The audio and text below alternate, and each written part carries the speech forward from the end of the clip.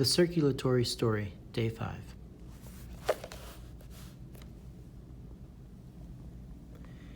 Inferior or superior. You've come a long way from that little cell that passed gas. In fact, you're in a vein called the inferior vena cava, and you're almost back to the heart. You have completed a trip through one part or circuit of the body's circulatory system, the systemic circuit. This circuit nourishes most of the body with blood. Now, there's nothing inferior about the inferior vena cava. It just means that blood going through it has been in the lower part of the body. If you had been in the upper body, you would have gone through the superior vena cava. The blood in both of these veins is oxygen poor or deoxygenated because a lot of the oxygen from the red blood cells was given to the body cells. Right arterium of heart. Almost there.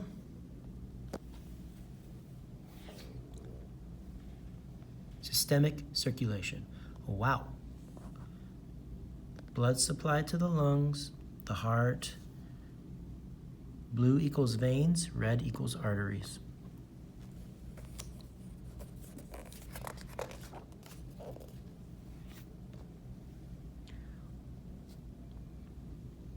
Deja vu.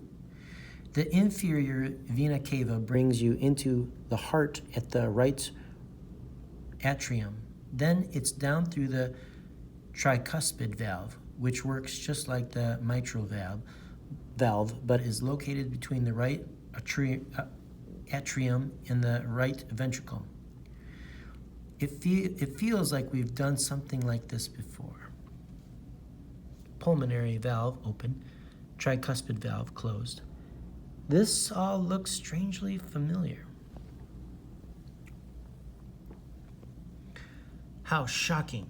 Before you leave for the right ventricle, there's something in the right atrium that you might like to check out. The sinotral node. This most amazing little group of cells is known as the heart's natural pacemaker. It sends electrical signals to the atria and ventricles, telling them to beat at a certain pace or rate. So when a person is exercising, the heart chambers will contract more quickly, sending more blood, and therefore more oxygen to the body cells than when a person is at rest and doesn't need as much oxygen. Did you get a charge out of that? I sing the body electric, thump, sinotral node.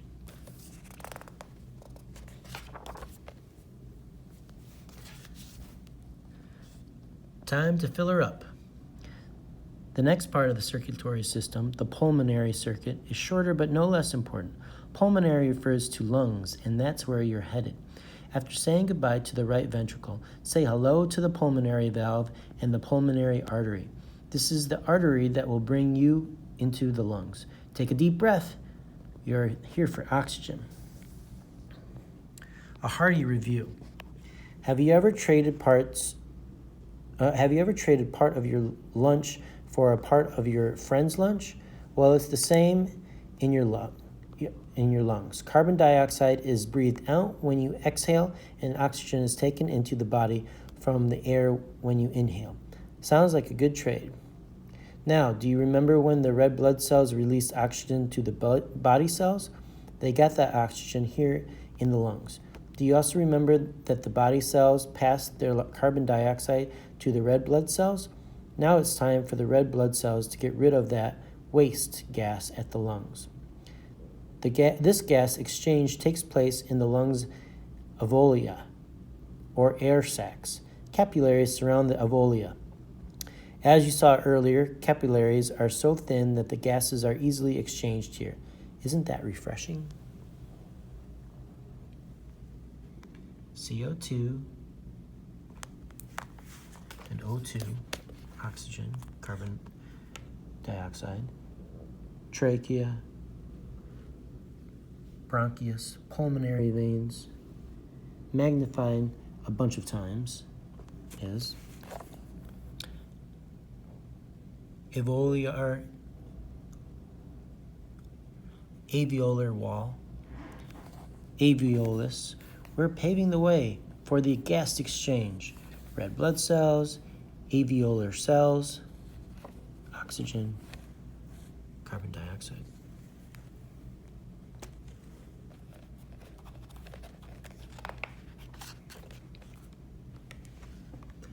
Heartward bound. After this great gas exchange, the blood goes back to the heart. This blood is called oxygenated blood because of all the oxygen it's carrying. Can you guess which side the blood goes into? Yes, it goes to the heart's left side, and blood will now be pumped out of the left ventricle and onto the body's cells. Blood enters the relaxed arteria from body, from lungs, from body. The arteria contracts, pumping blood into the ventricles. Heartbeat. The ventricles contract, pumping blood to the body. The pulmonary and aortic valves close. Heart to heart. The last part of the circulatory system is the coronary circuit. It's the shortest circuit in the body, but it's important because it supplies the heart itself with blood. As blood leaves the left ventricle through the aorta, blood vessels carry coronary arteries. Blood vessels called coronary arteries branch off the base of the aorta and bring blood to the heart cells. Without this supply, the heart cells couldn't survive. Coronary veins carry blood away from the heart. For all your hard work, aw shucks, aorta, coronary arteries, coronary veins, nutrients, water, oxygen, glucose.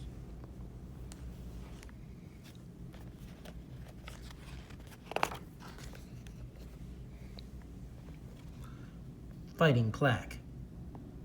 Oh no, look at that sticky gunk on the walls of this coronary artery. It's plaque. No, not the kind that can build up on your teeth. The plaque in arteries is a fatty substance. An unhealthy diet, especially lots of fatty foods, can cause plaque to build up in people's arteries, which can lead to a clog in a coronary artery. Think of the pipes below your kitchen sink. If too much gunk builds up, water can't pass through the pipes. Then it's time to get the plumber. Plaque. Ew, yuck, plaque.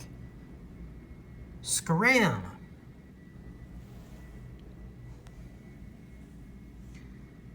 Adults with lots of plaque in their coronary arteries are at risk of having a heart attack. Some of this nasty plaque may prevent blood from reaching heart cells. Without oxygen, these cells become damaged.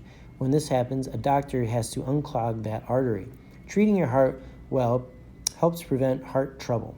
2 heart-smart ideas are to eat right and to exercise. This way, the heart can be buff and healthy. This advice is straight from the heart. Thanks.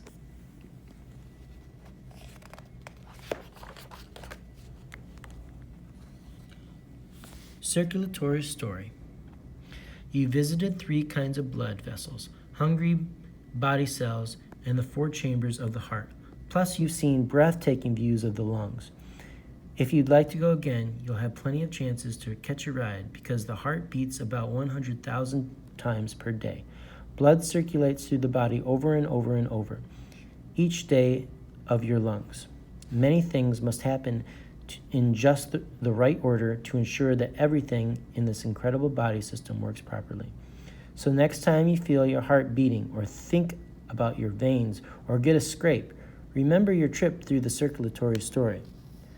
You must admit, it sure is a great circulate. Around and around, thousands of times each day, spin, spin.